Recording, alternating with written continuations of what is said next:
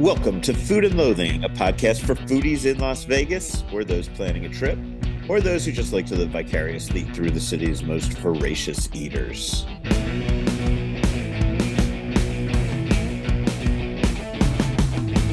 Those diners, those eaters we're reporting on once again are myself and my co-host, Gemini Stevens. We are back together this week via Zoom. Not my favorite way to do these things, but the fact that I get to hear your voice in my headphones, so happy. Gemini's engineering this recording session. Rich Johnson producing the whole thing. That means this whole episode is being produced in 3 cities, Las Vegas, Oklahoma City, and Seattle. Have no fear. Everything we're reporting on takes place in Vegas. Actually, scratch that last one. One of my interviews was recorded with a dude in Canada, so we're like inter-fucking-national. Okay, I like that. Oh, so Gemini, welcome back. How the hell you doing? I'm good, thanks. Yeah, I'm a little bit sad that winter all of a sudden showed up. I was kind of enjoying this extended fall we'd been having between the 2 cities I cross between all the time, and it's fucking cold. I'm not ready for this. I didn't even get the fucking hot tub like going during the nice fall weather. Would have been the best time to have it happen. Right? But I'll have it up for the chilly Vegas winters. There you go. They don't get that fucking cold. Oh man. my God, so we've got a huge show this week. There's a lot going on, dude. No, so to let people know, I have a couple of extended interviews in the center of the show. You're going to hear from Chef Oscar Amador about the opening of Amador Cucina Fina, and I will play you an interview I did with a dude named Stuart Lachowski in Canada. As you know, I hate doing phone interviews. I hate doing Zoom interviews whenever I can avoid them, but Stuart has a really cool artificial intelligence product for restaurants that I thought some of you may want to hear about. So I broke my own rules. I spent most of my life breaking everybody else's rules. I guess I should break my own every once in a while.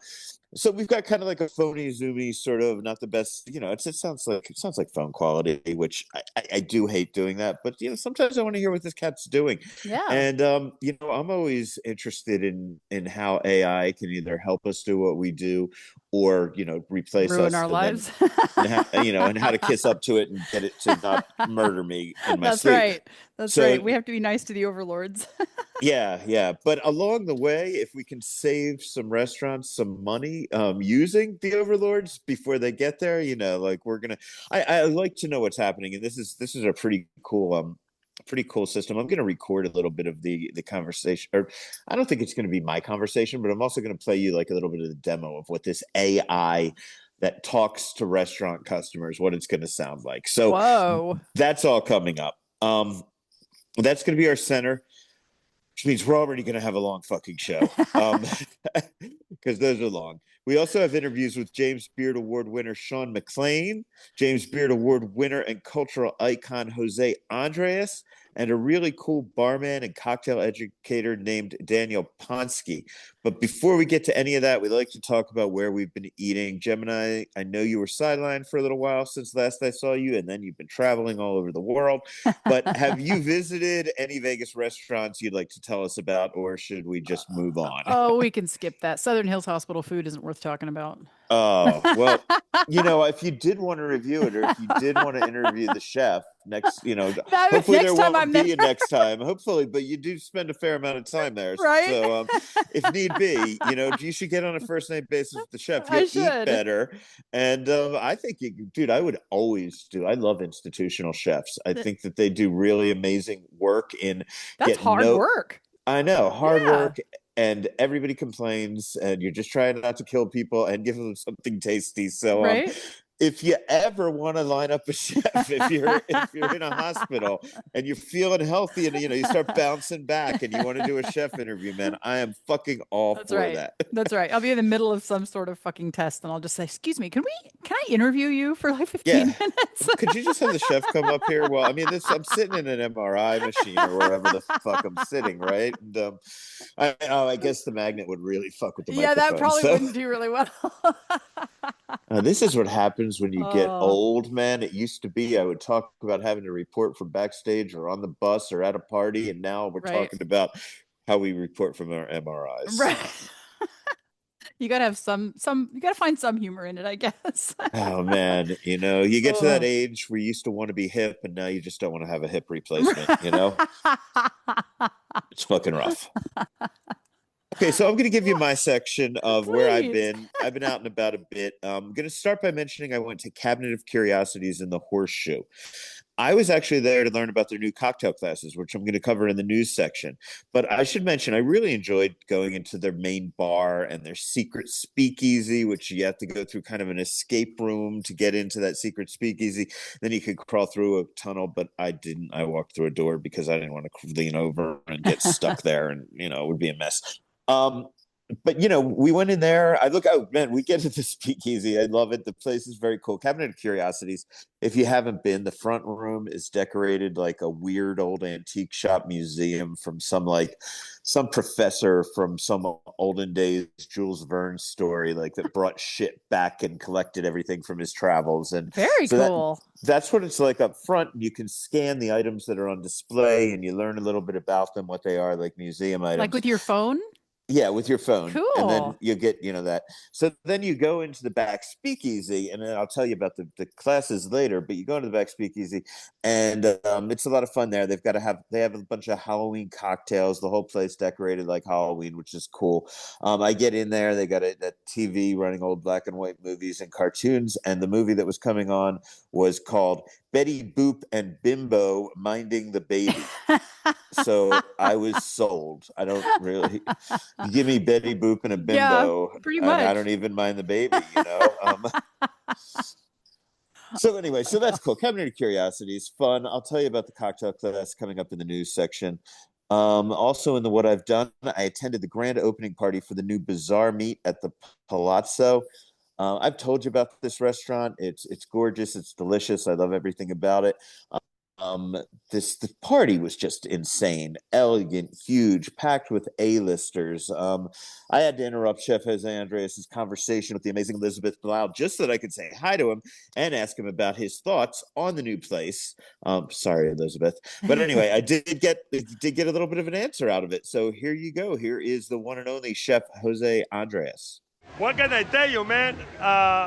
This is Bazaar Meet 2.0. We had a great time at the SLS Shahara for many years, but was the time for a new phase. Right. Almost I feel like an NBA player that changed teams, but if the NBA players do it, also a chef can do it.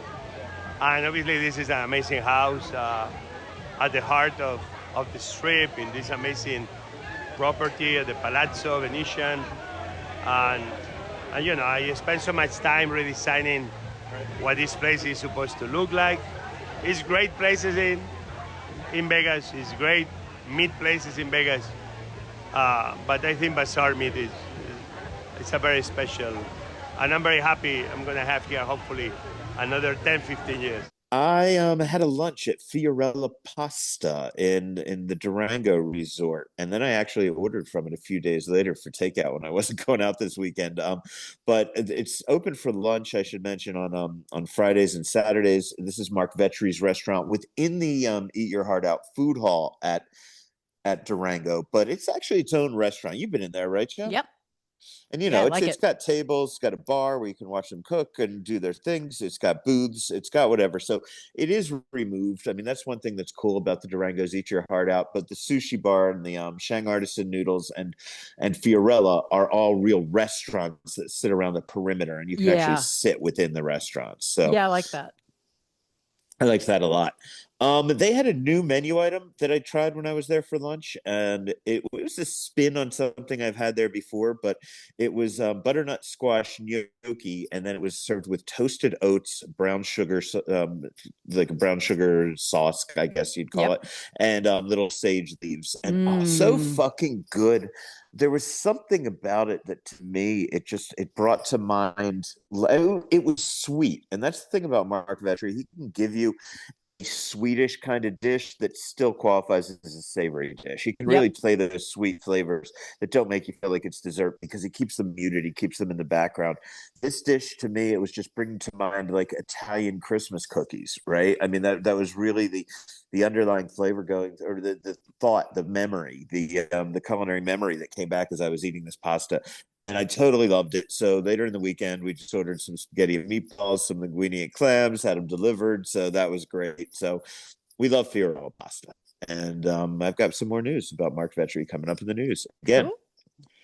I went to the premiere of the Jabberwockies new show. I actually went to two shows this week. Like I used to Wow. go to shows like all the time, you know. Now I don't. So I feel like a yeah, like I'm kind of going back in time. So I saw Jabberwockies Frequency, really, really good. I dug the show a lot. I've seen Jabberwockies a few times. Have you seen them? I haven't actually, but I have friends that just absolutely love it every time they're in town. So I'm excited that this is now open. Yeah, I mean they change up the show every few months, maybe every few years. I don't know, but this is a brand new show that they're doing at MGM Grand. And for me, what was interesting about it, I know nobody needs me as a theater critic. You've got your own favorites for that, so I'm not going to go heavy into it. But I will tell you about my personal ego here. I've seen them dance to hip hop. I've seen them dance to jazz. I've seen them dance to all kinds of disco. I've seen all of that in the past, but there was a heavy metal section in this Ooh. one, and so watching this modern dance to System of a Down and Metallica. I mean, it was really, really, really cool. So I enjoyed that portion of it. And if you don't think you could do some cool modern dance and break dancing to System of a Down, check out my social media because I threw one of those up there. Yes. But after the show, we went to Netflix Oh Bites. God, how was this? Well, okay. So first, why, Al, why would you go to Netflix Exactly. Bites, right? Like that's that. I'm sure a lot of people are asking that question. It is, first of all, the closest to the theater, right? So I'll Fair give you that. enough. So you just like kind of walk around, and yeah, it's right there. It's on your way out, you're going to pass it, right? So, and I've been curious what this thing is. Now, here's what I thought, because I know a lot of people are just going to be like, Netflix Bites, it's a fucking theme restaurant. Fuck it, it sucks, Here's the thing, I right? like theme and kitsch, but even when I walked by this one time, I was just thought, no, that's too much even for me. And I really like that kind of thing. Okay, well, yeah, I mean, theme restaurants not my thing at all, but I'm not going to criticize them. I mean, I lived in New York. They used to have Jekyll and Hyde. I bring my nieces and nephews there all the time. It was a spooky theme restaurant, and places where it was like you were dining on Mars. I mean, I've done all that shit, right? And it's fun. It's tourist stuff. I have no problem with that. And if you dig the theme and they do the theme well, it can be a lot of fun. Um, I don't. I'm just going to say this. I do not get that the theme is just Netflix, right? Like that just Yeah. seems too broad to me. That's like saying Yeah. the theme is the written word or something. Like it's just too broad. I don't get it, but I don't get lots of stuff. I mean, hell, I don't get fucking Beyonce, and I'm told she's quite good, but it doesn't make fucking sense to me. So this is so perhaps it's the Beyonce of theme restaurants. I don't really know. It is a theme restaurant. Um, the theme, it's weird. I didn't just there's this red decor that I kind of felt like I don't know, like I was like inside I don't know, like inside a human heart or something as you're walking Oh around in there. boy. But they had some great like statues of the ship from Stranger Things, which I only watched one season of, but like these cool, really statues, similar to like when you go to a place that has the big Geiger statues from Aliens. Oh, right. So these big giant monsters with flower faces or vagina faces. I don't know what they're supposed to be, but there's something. So all that shit's in there. You got Squid Games people greeting you at the door. None of this speaking to me, but all of it cool if it speaks to you. The question is, how's the food? We ordered two dishes. I did not get the Netflix tie-in to Sue's soup, which was called To All the Tomato Soups I've Loved Before. No clue what they were talking about there, but it was very good. Good tomato soup. I No, think no it's a, complaints. sadly, I think I know this. There was a Netflix original called To All the Boys I've Loved Before, I think. It's about a Okay. like coming of age kind of thing. I Okay. think Well, that's what that was. So that makes more sense to me, I guess. Okay. Well, Sue had that little like kind of grilled cheese crouton thing in the Okay. center that was shaped like a heart. So they Cute. put some thought into it. There's also apparently a show called Sex Education on Netflix. So I got their suggestive sausage sando. Just imagine a giant wiener on a bun. It was done up Italian food style. I mean, if I can wrap my lips around a good 12-inch sausage any day, man, Oh my God. I'm gonna have fun, especially if you put peppers and onions on it, man. That's my barrier to entry. Oh, my cheeks are starting to hurt. Oh, so hey, that was good, right? I enjoyed the sandwich, and actually they had crinkle cut fries, I believe, which I usually don't like, and they were good. They were Oh, actually nice. cooked properly. They're usually soggy on the inside. Exactly. Yeah. I hate Shake Shack fries, but I loved these were good fries. So I'm not really sure, who does the menu over there. They're coming forward with good food, and it makes sense. I mean, it's the MGM team, right? And Yeah. the woman, we sat at the bar when we dined. The bartender, I knew she had been at two Michael Mina restaurants that I've known over the years. So, there's quality people over there, and there's nothing wrong with it. You're gonna enjoy the food. You're gonna, if you like the theme, if it turns you on, if you have kids in your group or something, you'll probably have a good old time. I'll tell you, I do not see myself going back here, but I do not feel as if I wasted my money by going there. Okay. And I think some people could have a fun time there, but you're not going to see me back in there because it's right over my mohawk. I mean, I'm not getting it, Yeah. like I'm just not feeling the actual theme. But keep this in mind too. I was using Netflix at a time when it was a website that sent you VHS Yes. tapes, Oh, VHS, right? really? Well, yeah, I think so. Oh my Right? God. I I'm remember pretty sure. DVDs, but I don't remember the I thought VHS. it said VHS tapes too. Maybe it's just DVDs. But I've been using Netflix that long, and it was considered modern technology, and I Right? was amazed by it. I was a grown ass adult, so like I may not relate to Netflix in the same way that like a younger person or just a person who's not knocking on heaven's door like I am, Sure. might enjoy it more. So young people, you go tell me. Yeah. There was a little shindig at the brand new Wino location in the JW Marriott. They have So excited. assembled, by the way, the JW Marriott, great restaurant collection these days. I think this is like Yeah. the final piece, but I would say that they have curated a restaurant collection over there right now that I would say is on par with station restaurant programs at their better casinos. I would say Okay. it's on par with a Red Rock restaurant collection. It's on par with the Durango I'm sorry, Green Valley Ranch or Durango, but I think Green Valley Ranch and Red Rock are the two that came to mind. Those are really the best curated restaurant collections. To me, that's the gold standard for off-strip dining. Really in Las Vegas. Circa also, I'd put them up there too for an off-strip Yeah. dining program. But this is really poised to compete on that, and it is of course right in Summerlin at the JW Marriott, and it really is geared towards locals. So this comes in, it's the new Wino. They have now two restaurants there by Fabio Viviani. They have his Ipachi, which is Italian. They have his oyster bar, which is called Pearls, in there. Of course, they have Jade, which is their Pan Asian that's always been in there. Yep.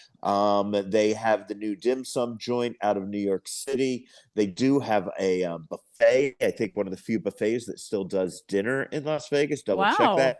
So then they also have a great new spa, which I had a tour of. So it sounds like I'm being paid by them. I'm not. If they want to pay me, I'd happy to go on a commercial for them. But I just really, really, really like what JW Marriott's doing, and I dig that because like I tend to stay at like JW Marriott's on a lot of my vacations. Yeah. and Yeah. I'm a and I Marriott enjoy baby. it. Yeah. So yeah, I dig it, man. I dig it a lot. Wino, we all love from over at Uncommons. If you haven't been in there yet, you should get your ass in there. And then we did some bites. They put out charcuterie for us. We had the hamachi and caviar over creme fraiche, which of course I've had at Uncommons. I like it a lot. We had a pepperoni flatbread. All the food curated by Shawn McClain, celebrity chef Shawn McClain of Bala and Libertine Social, and a lot of other places. I was able to actually speak to him about bringing this concept to Summerlin and a few other things, including me bugging him about a legendary dish of his, Gemini. I know you know what I'm talking about. As all things start to settle out, a little bit. And now we're seeing more development in Uncommons. We're seeing more traffic down there. But we knew there was always like another audience. And even though Summerlin is adjacent to where we are down there, the growth up here, the offerings, and then you add this fantastic property, which is an intersection of, convention, wedding, international, national travelers. So to me, it was a perfect fit to extend Wino's brand. The space is stunning. So for us, it's always about trying to grow things, in the right way. And we are always looking for the right partnerships to find the right, growth opportunities. But we're thrilled to be here for sure.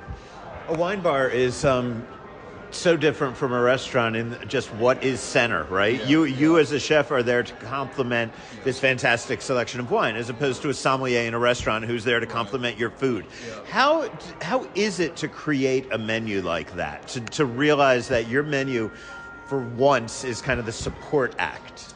Well, I think ultimately wine is international. I mean, there is great wine found literally across the globe. And so within that, in that backdrop, you've got flavor profiles, traditional stuff, under the guise of just saying, you have an open playbook here. Let's create really good food that matches, whether it's Mediterranean, French, European wines, old world wines, new world wines. I really think it's just a really good symbiotic relationship. You're creating food knowing that there are wines out there that you can pair. You know what I mean? And that's the fun of it, because it may turn out to be a New Zealand wine. It may turn out to be a Hungarian wine. You know what I mean? There's so many diverse things, and it's so broadly open, which is it's just great for us, because like Assam gets to choose wine from around the world, we get to look at food globally now within the Wino focus, still under casual, clean flavors, nothing too muddled that, overcomplicate those pairings. And I think that's super important. Leaning on textures and, how we utilize proteins and the size of dishes and sharing and all those things. So all goes into it.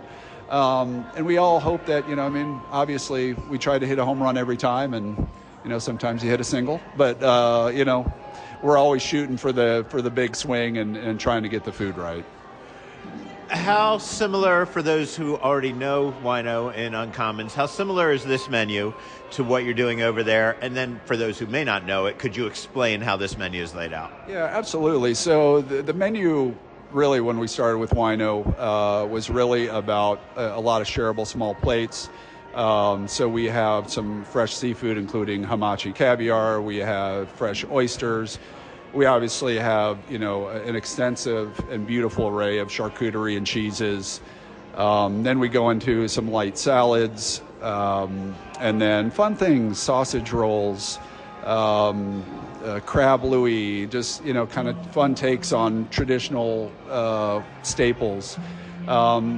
So the menus at both are very, very, and I would say 85% very similar.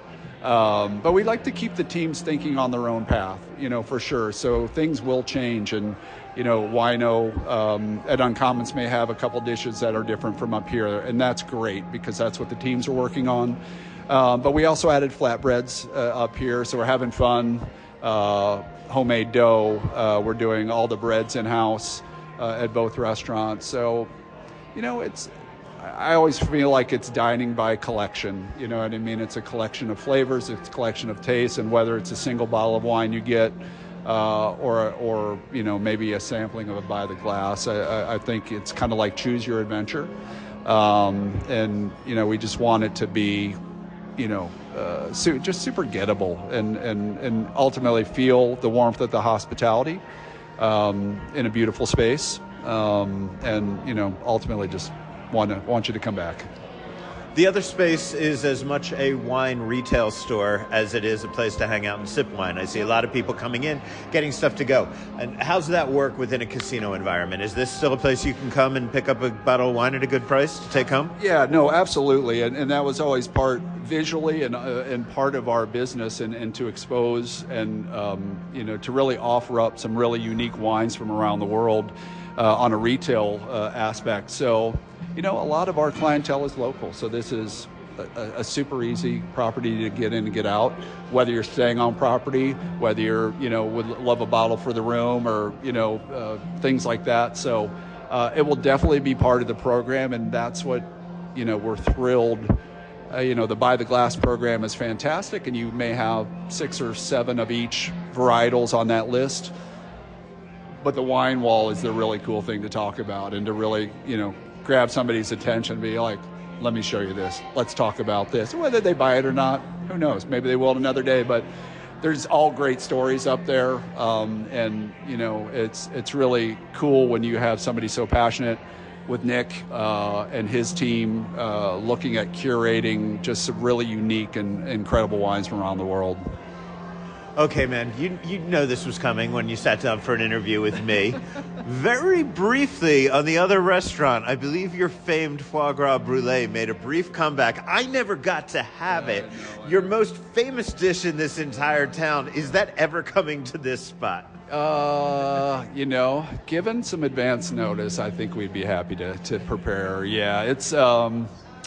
we tried it a few different times, but maybe, yeah. I think it's. I mean, is it just something that worked at Sage, but doesn't necessarily work in other environments? I don't see why it doesn't work everywhere. Honestly, I love it. We do a rendition of it back in Detroit at Highlands, which is incredibly popular, and it's become one of our signatures back there as well. So, just give us a little time. We'll sneak it back in. It's awesome, man. It's always good to see him. And it's hard to believe, God, we go back almost 16, 17 years at this point. Wow. I did a lot of drunk interviews with him in my drunk days. I thought I was pulling it off, but not really. So, hopefully he notices a difference. Right. Speaking of getting drunk, not me, but other people.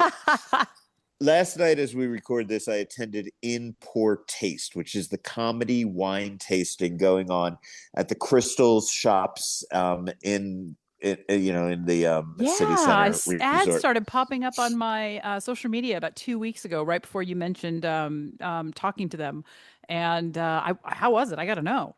Yeah, I mean, it was a great event. It's up in where they do the Van Gogh exhibit. So, that's a good space because you could use that for fucking anything because it's really just a bunch of movie screens on the walls. I mean, not putting it down. It's a fun experience. I've been to it. I've had a good time. I'd have more fun if I was on acid, but it's fun even without the acid. And they use that space, and it's a really simple show. You got 2 Australian comedians. They sit up on stage. They have a sommelier up there with them. Sometimes it is our friend Bordeaux Bob Cranston. Yep. It was not Bob when I was there last night. It was a woman named Raina. She is the sommelier at Carbone. Okay. And so I'm going to talk to these guys next week, hopefully, on the show. So I don't want to give too much away.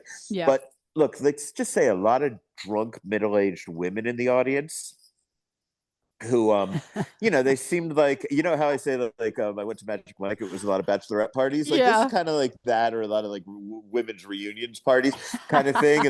And the deal is they talk to you and they're supposed to be teaching you how to learn about wine, but honestly it's more about the comedy. It's the interaction with the crowd. You get people drunk, they say stupid things, you get insulted by the comedians, but in a fun way. I love the crowd work kind of comedy. That's fun. It's 100% crowd work. The guys go out, they pour you wine. They actually have non-alcoholic wine. So Good. I wouldn't, and I had it and it was fine. But it was not something that I learned anything about. Yeah. But I got to have a glass in my hand while everybody else was drinking. So that was cool. A lot of people shouting things out. I shouted out some inappropriate comments from time to time. I tried to keep, I'm the journalist. I shouldn't really be participating. But when they asked asked people to name a kind of wood, I had to say morning. I don't know. Anyway, Oh God. so when that was done, Sue and I popped into the bar at Bizarre Mar. Of course, this is Oh. Jose Andres's seafood restaurant right there in the shops at Crystals. It's on display in the middle. There's Bar Centro on one level. There's Bizarre Mar up above it, a half a level. I always thought that they had a bar in there because I look in and I see a bar, but it's really like a food bar, right? Oh, So I okay. got there and I'm like, hey, could I have a seat at the bar? And they had to set it and they seemed unprepared and like I felt kind of like a dick and I was like, you know what, I'll just go to Bar Centro. They're like, no, that's closed today. I'm like, okay, fuck it, right? So I let them set it up for me. We ordered 3 or 4 things. I don't know who knew I was there, but they did send out some bonus dishes for me, so Nice. thank you whoever saw me. I appreciate that. I did not go in expecting anything. I did not see anybody that I had a conversation with while I was there, but that's the beauty of being me. Sometimes food just shows up and Just I'm shows not gonna apologize for it, man. You know what? If fucking you had Jose Andres shit showing up in front of you, you would just say thank you and shut the fuck up. Exactly. Um, so we did, he does those cones. He does tuna cones, the tiny little ice cream cones with some seafood in them. So Yep. we did those, but they were with uni. And they were Ooh. great. They're one of my favorite of all the cones that Jose and his teams do at various restaurants. But they kind of set the stage because there were a total of 3 dishes that we ordered that were sort of like that. This like pastry crust on the outside and then something seafood delicious on the inside, right? So we got something called Neptune's pillows, which were really, really good. They were stuffed with kind of a spicy tuna mousse and Ooh. then some tuna laid on top of them. Actually, it was just one. No, wait, no, we got 2 for that. And they seemed a little pricey until we ate them. They were fucking really huge, really filling. Sue ordered something called a lox and a bagel. This is another thing that was like kind of like it's shaped like a fish and it's a Okay. thin cracker with like everything seasoning on it, right? But then Yep. it is stuffed to where it just oozes out when you bite in with what I would describe as whipped cream cheese. Oh, okay. Right. So it had the texture of Cool Whip or whipped cream, but it was cream cheese. Right. So it was Yeah. just beautiful and light and wonderful. So, there were those 3. We wanted to do some croquetas, Super's the chicken. We did them. They were fantastic. They brought us out the bocarones, Oh, which yeah. come on some kind of weird, almost like butter. Like I think it's just like great, crazy butter that they spread on that. But that pane de cristal, and so that was really good. They sent me out a cucumber salad that was really good. A dish that was pricey, and I don't remember how much, but I'm thinking of it in appetizers. And if I was going to guess, I would say maybe about $35-ish. Okay. So not pricey for an entree, but pricey. But I wanted to try it. It was described as chutoro, which is my favorite cut of all tuna. Fried quail eggs in a soy dashi broth. Ooh. And this was a big dish that they brought out to the table. Very filling. So when 2 people could share this, whatever the price it is, going to be worth it. And there are these strips, either 5 or 6. You know what? There's video somewhere that I've posted on social media, so you can check it out. But they're these strips of the chutoro, which is the second super fattiest tuna belly that you can get. Yep. And then laid out on a fried quail egg. And then for me, since somebody there knew me and they were doing nice stuff for me, they actually added caviar to it. I don't know what that would have cost normally. And they're in the broth, and then they demonstrate, you just roll it all up on a fork into one bite-sized piece. And it's a huge piece, right? Yeah. So, and there's 5 or 6 of those. Great dish. I really recommend that one. I recommend the Neptune. Look, you know what? It's fucking Jose Andres. You're going to like everything you do eat there. But, the cucumber salad was probably like my least favorite, not because it wasn't good, but because it's a cucumber salad and listen to all the other shit that I just talked about, but no, it's all fucking good. And it was a lot of fun. And I was glad that I got to go in there. And there are things, you can, again, sit at the bar, even at the most expensive restaurants in town, try to find 1 or 2 small bites that'll be a bargain. You'll go home, it'll give you bragging rights. Yeah, you're gonna have to eat it. I mean, I didn't. We were done. That was enough food for us. But that was what we ordered plus the shit they sent out. You know what I mean? So if we had just had what we ordered, I may have wanted to go home and have a slice of pizza, but I would have still had 4 or 5 Jose Andres things. You know what I mean? And Yeah, that's what makes exactly. it worthwhile. And I've got no problem with that way of fine dining, right? Like just Yep. go into the Talier de Joël Robuchon, have one $50 bite, and then go home and have a pizza. But at least you have that $50 bite Yeah, on your that's mind, right. So that I think is it for me. Coming up after this break, we have an extended interview with Chef Oscar Amador about his brand new restaurant that opens tomorrow. It's called Amador Cucina Fina. And we have a long chat I had with a guy named Stuart Lachowski from a company called Sadie AI about why your restaurant should have his company's AI answering your phones and speaking to your customers. Good idea? Bad idea? Weird idea? Affordable idea? Gonna put everybody out of business and destroy the world idea? Decide for yourself after listening to our interview. This is Food and Loathing.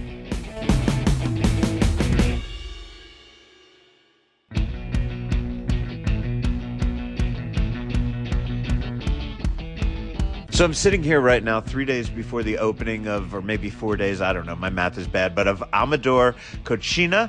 It is in the space that used to be EDO Tapas, so everybody knows this restaurant, and I am here with the same chef that was in EDO Tapas, who this restaurant is named after, Chef Oscar Amador. Chef, how are you doing today? Doing great. Yeah, busy.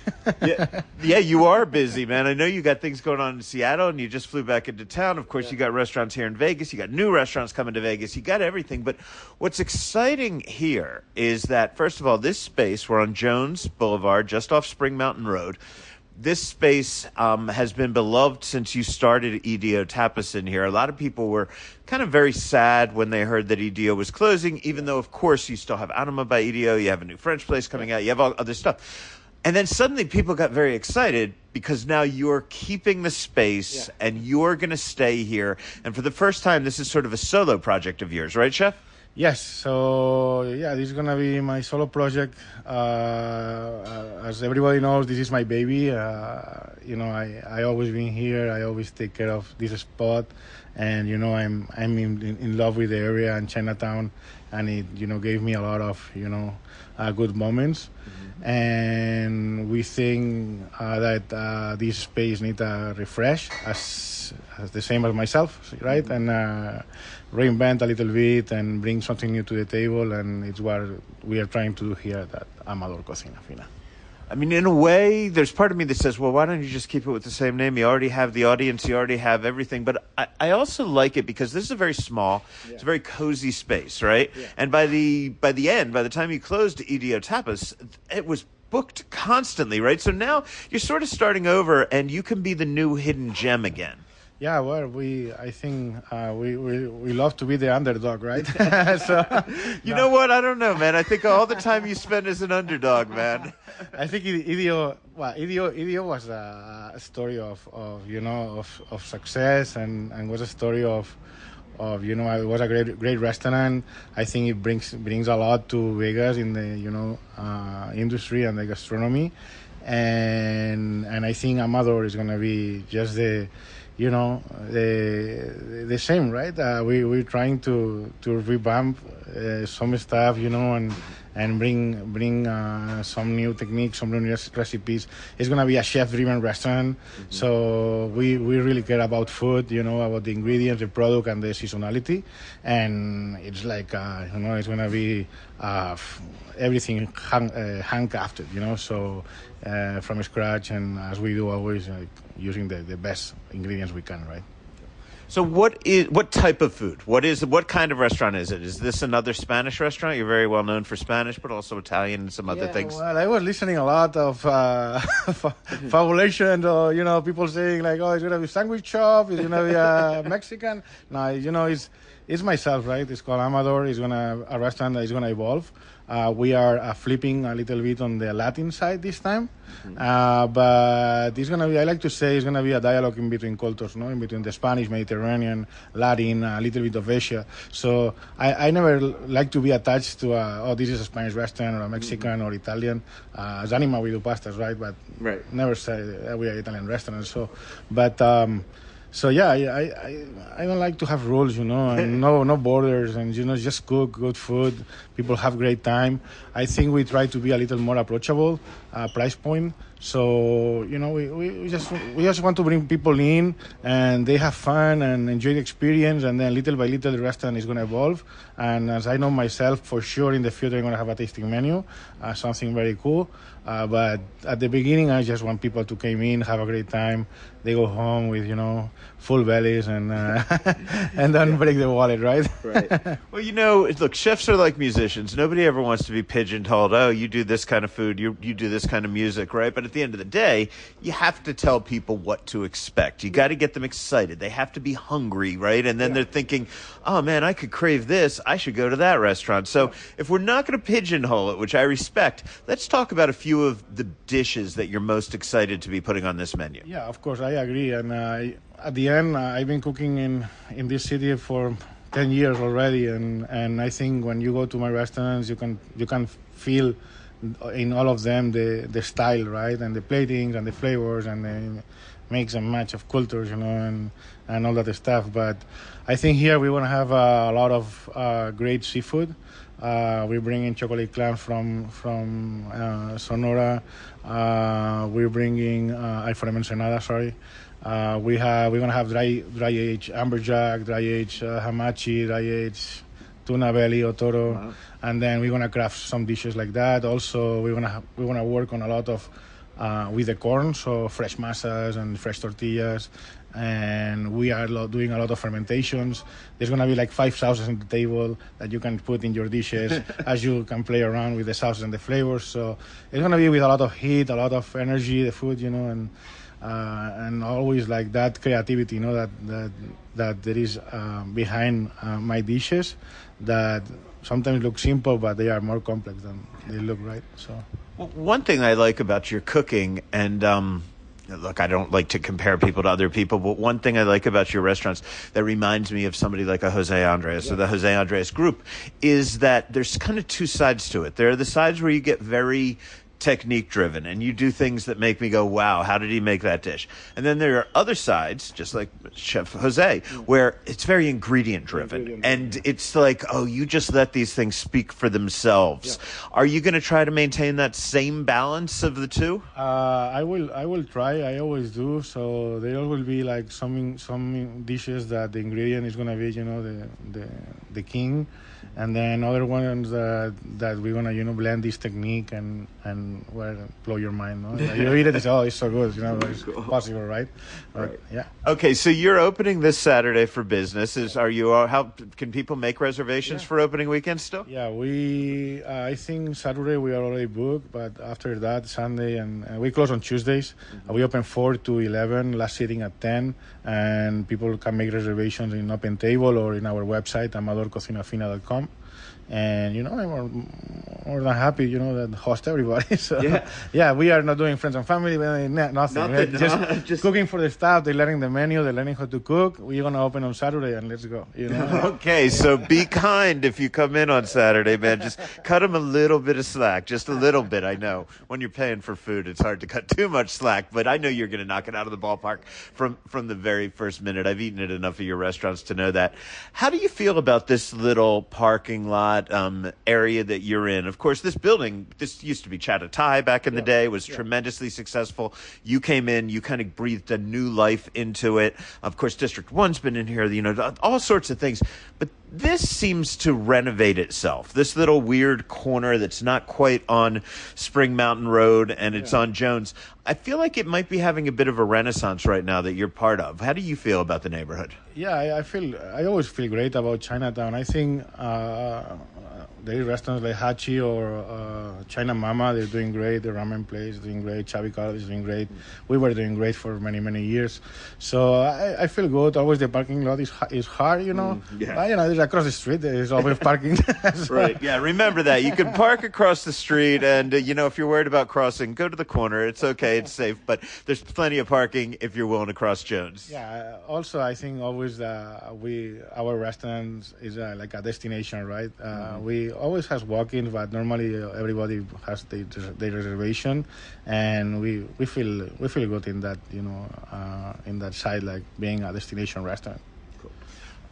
You mentioned that you'd like to do a tasting menu, which of course you're known for at all your restaurants down the road. But right now you're remaining a la carte, correct? Yeah, it's a whole menu. We have like 26, 27 items in the menu, so it's a lot for the first time we're cooking this menu. It's true that my team is still the same, probably 70%. So we feel very comfortable working with each other, right?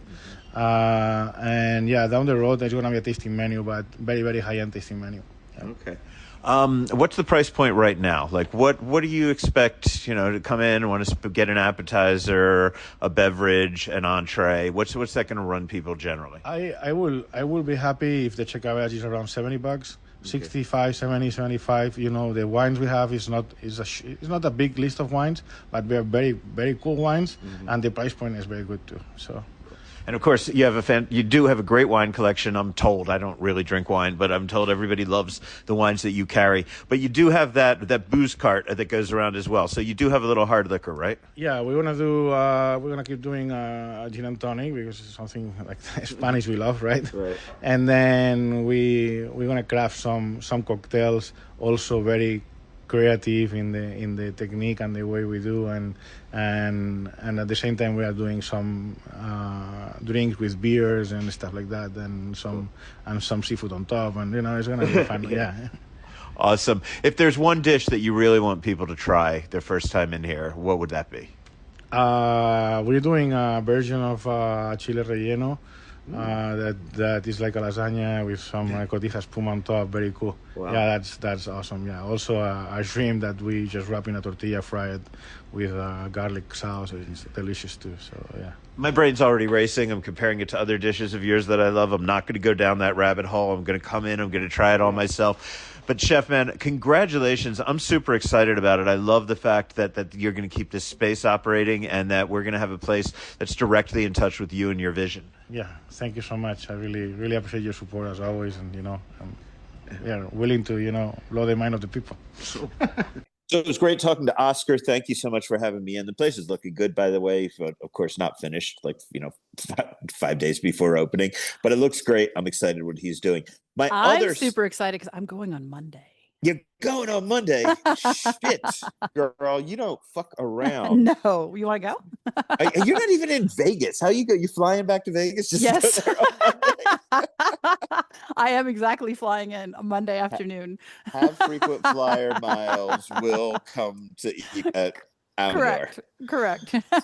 Okay, so next up, the background on this story is I've got a buddy, local chef, good friend of mine. He's helped me a lot with things over the years. I've helped him with a lot with things over the years.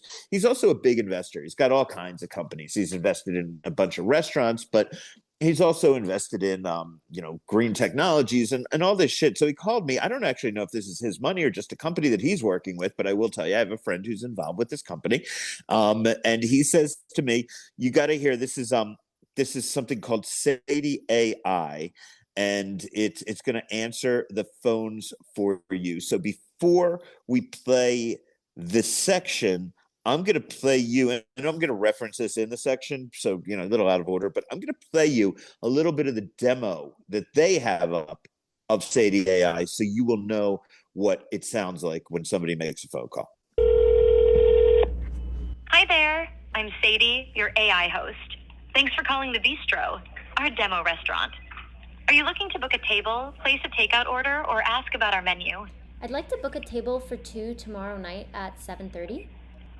Great. Just to confirm, you'd like a table for 2 tomorrow night at 7:30. Could I get your first name, please? My name is Sarah. Thanks, Sarah. And could I have your last name, please? Smith. Thank you, Sarah. Before I continue, could you please provide your phone number for the reservation? If you'd like, I can use the number ending in 999. Would you like to use that one? Yeah, that'd be great. Perfect. Do you have any dietary restrictions or special requests for your reservation? Yeah, I'm actually celiac, gluten-free. Do you have any good options available? Thanks for letting me know, Sarah. I'll add a note that you're celiac and require gluten-free options. We do have some naturally gluten-free dishes like salads and certain mains, but I recommend letting your server know when you arrive so they can guide you safely through the menu. I've got your details so far. Is there anything else before I confirm your reservation for tomorrow at 7:30 for 2 people? I was wondering if you had a terrace and do you accept dogs? Yes, dogs are welcome in our outdoor areas, so you can definitely bring your dog if you plan to sit outside. Is there anything else I can help you with before I confirm your reservation? That's it. We have availability for tomorrow at 7:30.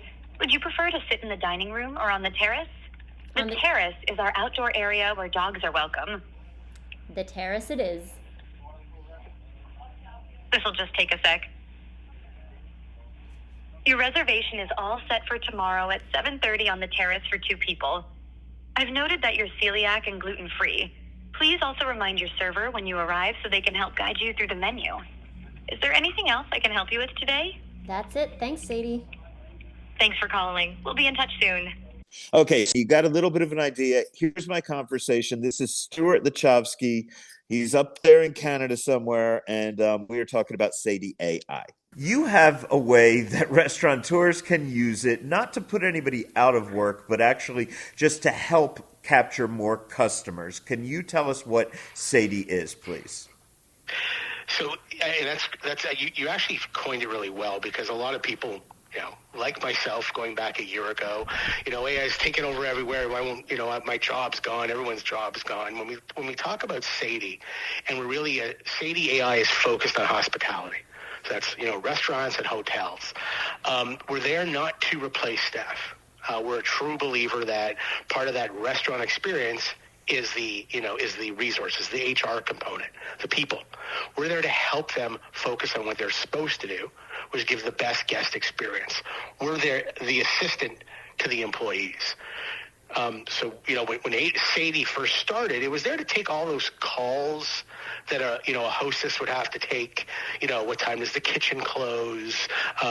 Is there parking? Do you have vegan options? All that stuff where, it takes time from their day where they're supposed to be greeting the guests.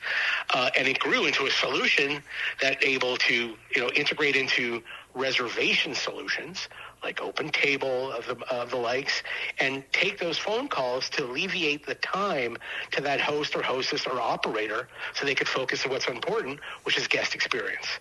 There's no longer the need to go hit 1 for reservations, hit 2 for ordering, hit 3 to talk.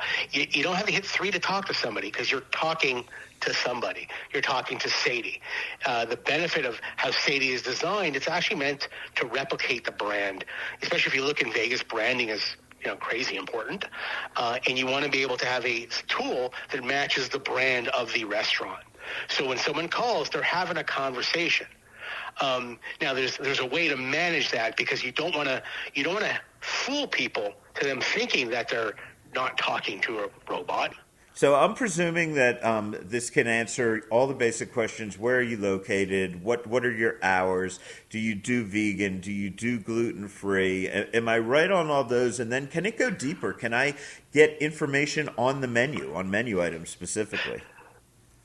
So you're 100% right. It does all that stuff. Where is parking? What's the quickest way to get there? What time's the kitchen close? Can you send me a copy of the menu? What are your vegan options? Can you send me a list of your wine list? All of that can be done, no question. So it is configurable that way that you can answer any question you like and send links to the customer as required as well. So say I call and Sadie tells me that we deliver using Grubhub. Can I, or any of them, Uber Eats, I don't care which one it is. Are you able to in any way facilitate that order, either by maybe sending them a link to your Grubhub page or by just actually taking the order and placing it? Because I know with accounts and all that kind of shit, it could get a little complicated.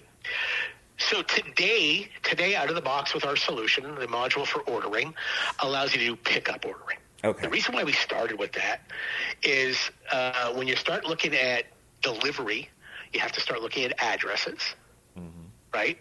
And when you're looking at addresses, what's the difference between 123 Main Avenue and 123 Main Street? So in bigger markets, it's challenging. So we haven't gone there yet. So today it's I make it a call, I'm placing an order for pickup. Bob's your uncle, we're good. If you want to make it, hey, make a call for delivery, what you can do is a few things. Well, what we tend to recommend is, hi, I'd like to make a call for delivery.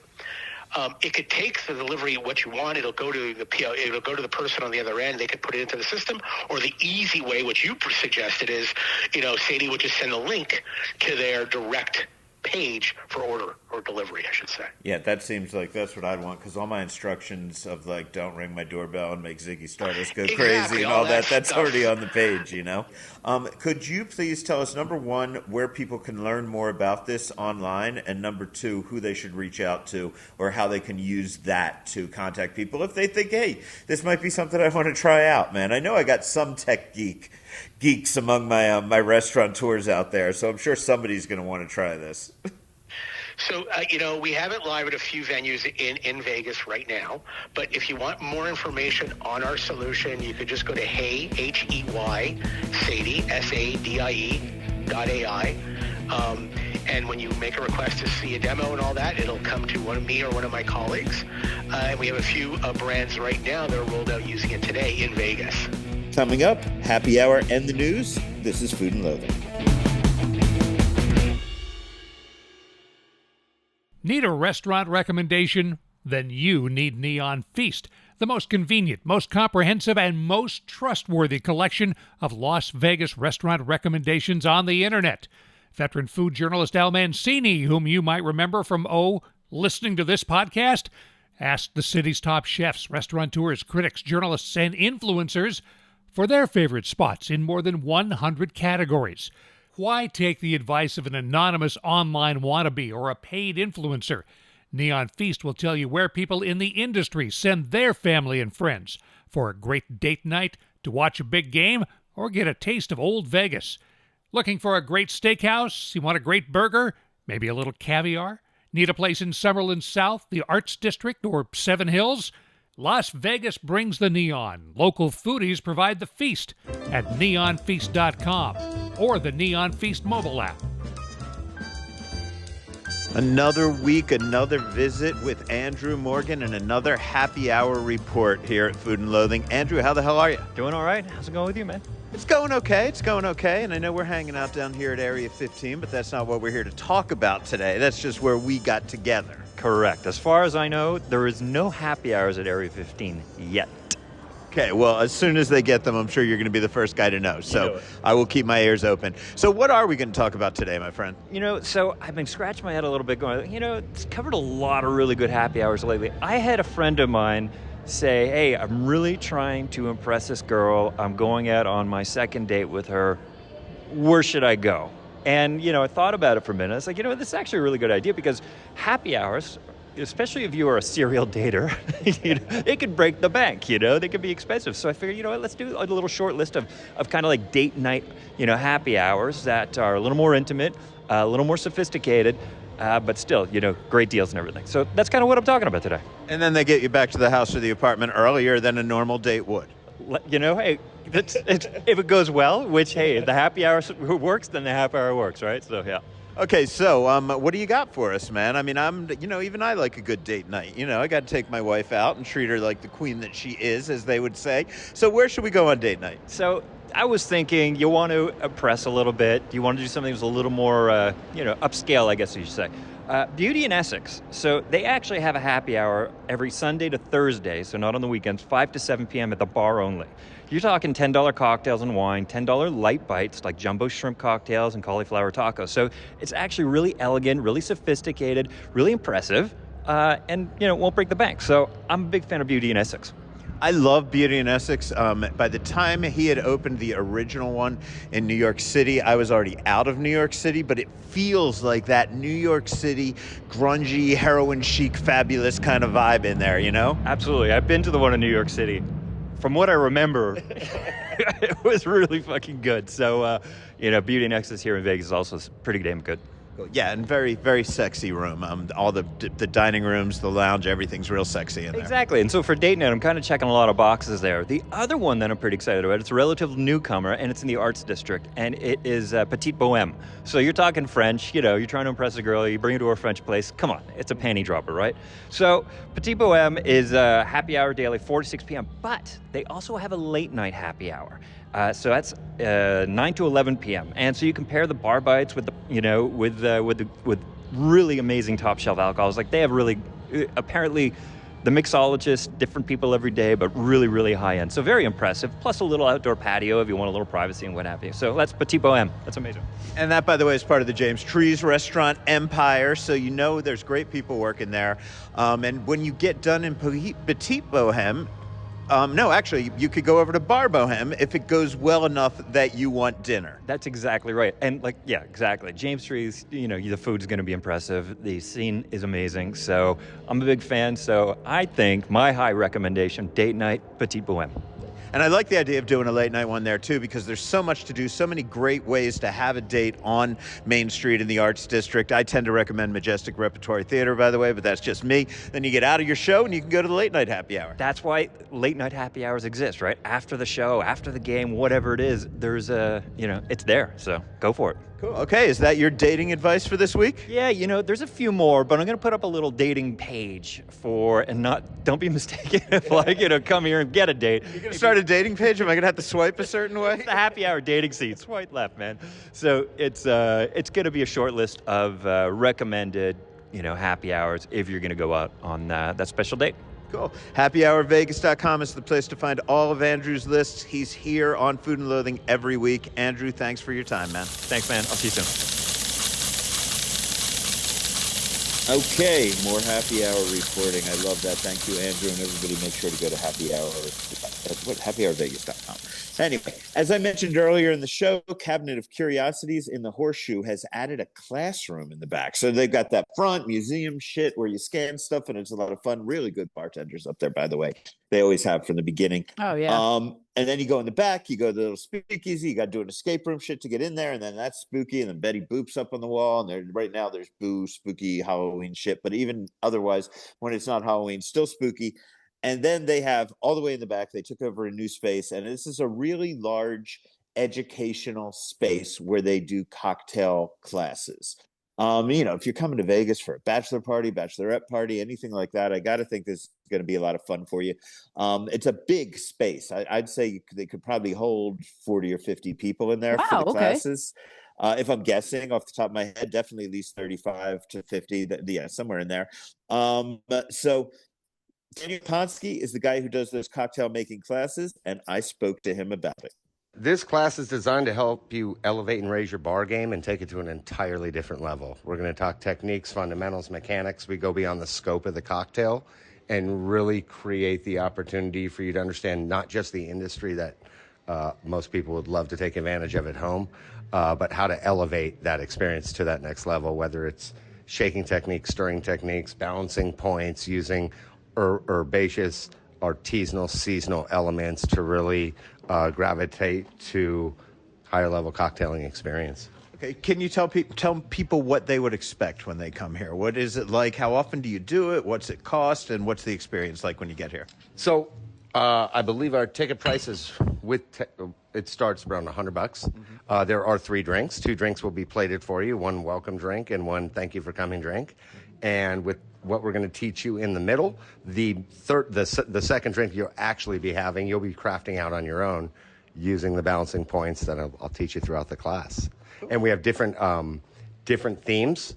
So we've got Prohibition whiskey themes, we've got Southwestern tequila themes, we've got Caribbean style rum featured tiki cocktails. This is going to be our Spirit of Halloween, so we're going to play into that.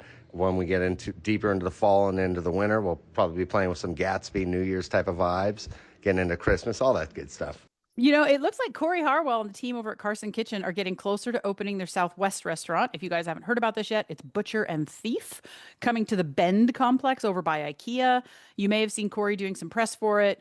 Al and he have spoken, but we haven't done a formal interview for the show yet. So hopefully we'll do that soon. But the team did issue a press release to announce a 2-day job fair that will be held Wednesday and Thursday next week, November 5 and 6 at Carson Kitchen.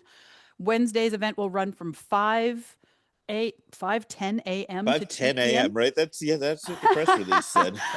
I had it in front of me and I still had to question it. Oh my goodness.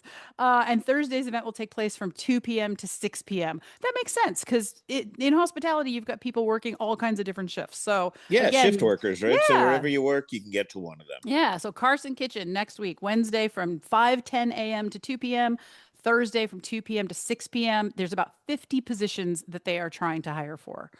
Kiara Omakase will open a bluefin cutting event on Saturday, November 8th from 5 to 8:30 p.m. I know about this. Chef Winston was mentioning this to me when I bumped into him at Jabberwockies. And then Very cool. He texted me, and so this is cool. But anyway, continue. Yeah, please. no worries. So Chef Winston Matsuji and his team will break down a whole 200-pound tuna using, I love this, a saw, a samurai sword, and their knives. Man, that's, you know what? That is some fucking kung fu shit, Right? man. Imagine some guy. Did you ever see that that Netflix series Warrior? No, but now really I want to good, just for that. martial artsy and it's really, really good. But yeah, just imagine somebody coming at you with the fucking Exactly, because this is in samurai. front of diners, so they're going to have the swords, and the saw, and the knives. They're going to create an 8-course menu in real time. Tickets are $200 a person at a table for two, $1,000 for a booth that seats 6 guests, and $1,000 for a private room that seats 6. So you can reserve a spot at omakaselv.com. That's fun. I've been to some bluefin cutting events. I've You been to a have? lot. That was kind of funny. I felt bad. Winston's like, Chef Winston, I should say, was like, "Hey, have you ever been to a bluefin cutting?" And I'm like, "Dude, I've been to about 10 of them, but I will go to I'll go to another one any day of the week." Right? Man, you know? Oh my God. If I wasn't going to go to a wedding that weekend, I would totally be there because I just the whole orchestration of it, it's choreographed beautifully. It's if you haven't done it, get your tickets and go to this. You know it's going to be amazing. Yeah, they're fun. And there's nothing like seeing a fish that weighs as much almost as me, right? And then these motherfuckers just turn it into dinner, right? Like right in front of you, man. And a gourmet dinner, like 8 courses. That's crazy. Chef Mark Vetri, which we talked about earlier, he is going to be hosting a cookbook dinner at his Red Rock Resort restaurant, Osteria Fiorella, on November 13th at 7 p.m. Not a lot of details available yet, but we know it's coming. So it's $229 per person, and you can reserve your space through Open Table. And, I've been speaking to some people in the Vetri organization who have just said to me casually, right? Like, that chef's hoping to do a lot more kind of pop-up situations where he can take the food of I don't know that this will be one of these, by the way. So don't quote me. You do your research, but where he could take the food that he was doing at Palms and do it as pop-ups in one of maybe the station resorts, would love that. right? That would be so fun. Yeah, that would be fantastic. So I hope he does, and I hope we get more information on what's going on this one. Absolutely. Hey, really quick, the Hofbrauhaus is doing one last tapping of the keg for Oktoberfest. This is tomorrow as you listen to this, Saturday, November 1st, with America's Got Talent stars, the Clairvoyants, tapping the final keg of Hofbrau Oktoberfest beer. That will happen at 7:30 p.m. There will be live music by the Biermeister Band all night. Reservations are highly recommended. If you've not been to an event at the Hofbrauhaus like this, they do fill up quickly. It is communal tables, depending on how big your party is. So make your reservation. They're always fun. They're so fun. I was at one last year. I think it was the last time I got to say hi to Norm Clark, actually, before he died. Yeah, he was there. So yeah, I have good memories of those Hofbrauhaus keg tappings. And here, one of my favorite stories of the year, as we get closer to the holiday season. For me, we're in it. My little Charlie Brown tree is already up. It's Thanksgiving. So not only do you have like a sickly Charlie Brown tree, but you're asking it to survive for 2 months? No, it's fake. Oh, okay. But it looks just like the one out of the cartoon. It's adorable. But it's my favorite part because it's Thanksgiving themed flavor time from Salt and Straw. I know you know about these. I did that one year. My friend Jamie, she had Johnny Church cater her Thanksgiving dinner. Yep. And it was fucking awesome. But then I showed up with, well, two things. I showed up with THC edibles. Yeah. And then I showed up with all of the salt and straw Thanksgiving flavors, and fucking crazy because they are savory flavors done as ice cream. And yeah, I don't know what they have this year, so I'm going to tell you. Please tell me.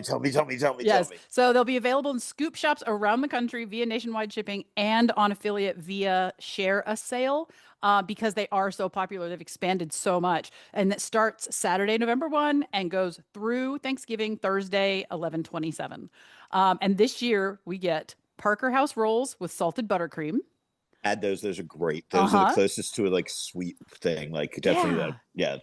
It's almost like a bread pudding in ice cream form. Yeah, like I was going to say lighter, cookie dough, but no, bread salty. pudding makes more sense. So good. Turkey stuffing and cranberry sauce, and that is with an herbed brioche bread pudding, turkey sausage, and salt and pepper ice cream streaked with tart cranberry jam. Like, I want that right now. It is good, but that is the one that is going. I've had that. It sounds like they're bringing back all of them. That's the one that's going to challenge some people. Is it? Okay. Yeah. I mean, no, just because, people aren't used to having like I don't know, say that many savory flavors in an ice cream, which is still, of course, sweet because it's fucking ice cream, Right? But it's a good dish though. All of these are good. So, have you had maple koji nut squash with pomegranate? I have not. That maple must be new. sage ice cream with koji nut squash from Seed to Table Company Row 7 in Chef Dan Barber, rippled with pomegranate jelly and finished with a buttery cracker hazelnut crumble. That sounds so good. Fuck. Is that dessert or is that like right? a vegetable That's dish? what I'm telling you. Sure. I'm just gonna eat ice cream for Thanksgiving this year. It's worth it. Pumpkin pie tiramisu. Two that's iconic new too, I desserts: think. pumpkin pie coffee ice cream ribboned with tiramisu cake swirl, and finished with chocolate stracciatella. That is just I think I haven't that's had that one, but it sounds damn good. And then they have a sorbet, cranberry orange sorbet. It's a juicy sorbet, quote, sauce is how they put it out in the press release, made with orange zest and fresh Pacific Northwest cranberries from Oregon's Stallbush Farms. And if you haven't had fresh Pacific Northwest cranberries, we have a house in Washington, and there are cranberry bogs all around our house because it's just over the border from Astoria, Oregon. We're on that little island on the very southwest of Washington. They are so good, and we were up there recently to check on the house. Everything is just so tart. They have their own flavor, so I am definitely getting some of this if that's where they're getting their cranberries this year. Cool. I grew up in New Jersey. We had cranberry bogs too. Yep. But it was also New Jersey, so there was no other reason to be there. Oh man, so no cheesy potatoes this year though? Doesn't look like it. No, it's mostly the fruit damn. and I guess that's the hardest sell, right? Well, I don't know. I'd say turkey with stuffing and sausage would be a hard sell too, but cheesy potato ice cream, I guess they had a hard time selling. But that's cool, man. Oh my gosh. And, just a reminder to all of our friends, if you love this podcast, which of course you do because you're listening to us every week. And you made it this far. Oh, this was so fun this week. My cheeks hurt from laughing so much. You're probably also going to like the news section over at foodandloathing.vegas. That's where, of course, you'll find some written versions of the interviews we do for the podcast, a lot of articles outlining the Neon Feast picks for best restaurants in various categories, and, of course, the weekly dining and entertainment update by Bob Barnes. In this week's column, Bob tells you about really cool shit involving stuff at Caillou, at Fontainebleau, Wynn Sinatra, Sagebrush. It's pronounced Q. Oh, thank you. Yeah, that's like my very first question when I was invited in, like when they opened. I'm like, how the fuck do I pronounce this place? Obviously, my ass has not been in there yet, so I need to fix that. But Wynn Sinatra, Sagebrush at the Las Vegas Marriott, Honey Salt, Leticia's, Taco Escobar, and the Viva Taco Festival that's running now through Sunday in Craig Ranch Park. And a lot of our favorites are going to be at that festival too. La Casa de Juliet, Leticia's, I think, is going to do some stuff over there. I think Tacotarian's in there. So yeah, definitely check out Bob's article. He's got everything laid out for you. And then some other reminders, of course, look for Alan Andrew on the CW's ARC show. That's ARC at the LasVegasAdvisor.com. And I think that's it for this week, right? Did I miss anything? My gosh, we had a lot going on. Sad news, we won't be contributing to the list anymore of Vegas because Andrew Corrali is moving out of town. Oh, goodness. And so he will not be doing the list. Okay. And I honestly wish that somebody of our little group of friends and organization had time to do it, because I hate to see it die, and I would love to buy it or something, but we don't have time for another product. So if anybody out there that really knows Vegas, talk to Andrew, man. Maybe you keep that fucking thing alive, because it was a great contribution to the city. So I'm a little bummed about that. That would be pretty fantastic. So thanks to all of our guests. We had Jose Andres, Shawn McClain, Oscar Amador, Daniel Ponsky, Stuart Lachowski. Did I miss anybody? No, Goodness. I think you hit it all. This is a big one this week. All right. Well, thank you all so much for listening. Al, thank you so much for putting all of this together this week. You did a hell of a lot. And I'm really glad to be back. Yeah, great to have you. No, and if we're thanking anybody, it's Rich, because he's going to find all this and fix my mistakes, We love you, Rich. I did get to talk to him fairly recently. I think it was 2 weeks ago. We had a phone call and just checking up on him and getting some stuff done for the podcast, and just going to throw it out there to everybody who listens. He sounds like he's doing really well. It was really good to hear his voice. So we love you, Rich. And if you end up in Seattle, you'll probably hear him doing the news somewhere. That's true. That's true. All right. Let's close this out then. You know who we are. We are Al Mancini. I am Gemini Stevens. This is Food and Loathing. Stay hungry.